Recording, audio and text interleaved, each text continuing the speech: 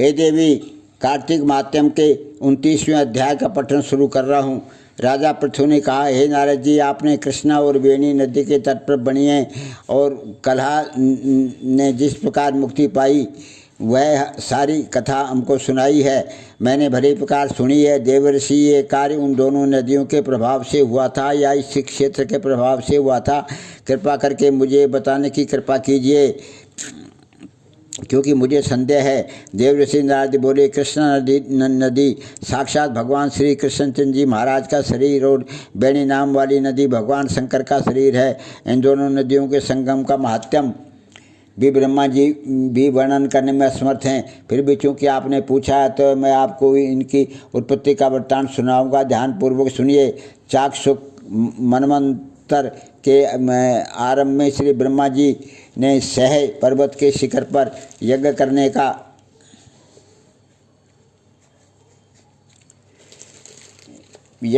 का निश्चय किया। वह सब देवताओं, भगवान विष्णु, भगवान शंकर और यज्ञ की सारी सामग्री लेकर उस पर्वत के शिखर पर गए। तब महर्षि भृगु आदि ऋषियों ने ब्रह्म मुहूर्त में उन्हें दीक्षा देने का विचार किया। इसके बाद उन्होंने श्री ब्रह्मा जी की पत्नी स्वरा को बुलवा भेजा। वह बड़ी आहिस्ता आहिस्ता आ रही थी। इस बीच में श्री भृगु जी ने भगवान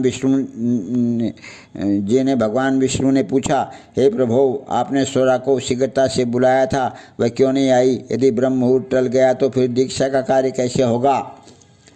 ईश्वर भगवान विष्णु ने कहा, यदि स्वरा यथा समय यहाँ पर नहीं आई तो आप गायत्री को ही स्त्री मानकर दीक्षा विधान कर दीजिएगा।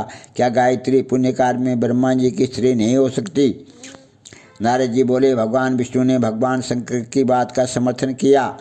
ये बात सुनकर भृगु जी ने गायत्री को श्री ब्रह्मा जी के दाईं ओर बिठाकर दीक्षा विधान आरंभ कर दिया। ऋषि मंडल गायत्री को दीक्षा दे ही रहे थे कि इतने में स्वरा भी यज्ञ मंडप में आ पहुंची। ब्रह्मा जी के पहलू में गायत्री को देखकर ईर्ष्या से क्रोध करके कहने लगी। स्वरा ने कहा, जहाँ पूज्यों की पूजा होती है और पूज्यों की प्रतिष्ठा होती है, वहाँ पर दुर्भिक्ष, मृत्यु तथा भय तीनों अवश्य में हुआ करते हैं। ये गायत्री जी श्री ब्रह्मा जी की दाईं ओर तथा मेरे स्थान पर बैठी है। यह अदृश्य बहने वाली नदी होगी। आप लोगों ने विचार से इसे जो मेरे स्थान पर बैठा है, अतः आप भी सबके सब जड़ रूप नदियाँ होंगे। नारद जी ने महाराजा पृथु से कहा, हे राजन, इस प्रकार स्वरा के श्राप को सुनकर गायत्री मारे क्रोध के लाल भभूका होकर अपने होठ काटने लगी। देवताओं के मना करने पर भी उसने उठकर स्वरा को श्राप दे डाला। गायत्री ने कहा, ब्रह्मा जी जैसे तुम्हारे पति हैं वैसे ही मेरे भी पति हैं। तुमने व्यर्थ श्राप दिया है, अतः तुम भी नदी हो जाओ। नारद जी ने कहा। तब दो देवताओं में खलबली सी मच गई।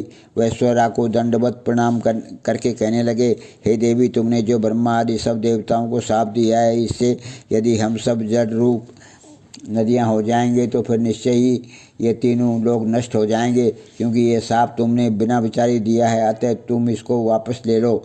स्वरा ने कहा, हे देवतागण, चूँकि आपने यज्ञ के आदि में गणेश पूजन नहीं किया है, इसलिए ये विघ्न उपस्थित हो गया है। मेरा ये शाप कभी खाली नहीं जा सकता, इसलिए आप सब अपने अपने अंशों से जड़ीभूत होकर अवश्य में नदियाँ बनोगे। हम दोनों सोते भी अपने अपने अंशों से पश्चिम में बहने वाली नदियाँ बनेंगी।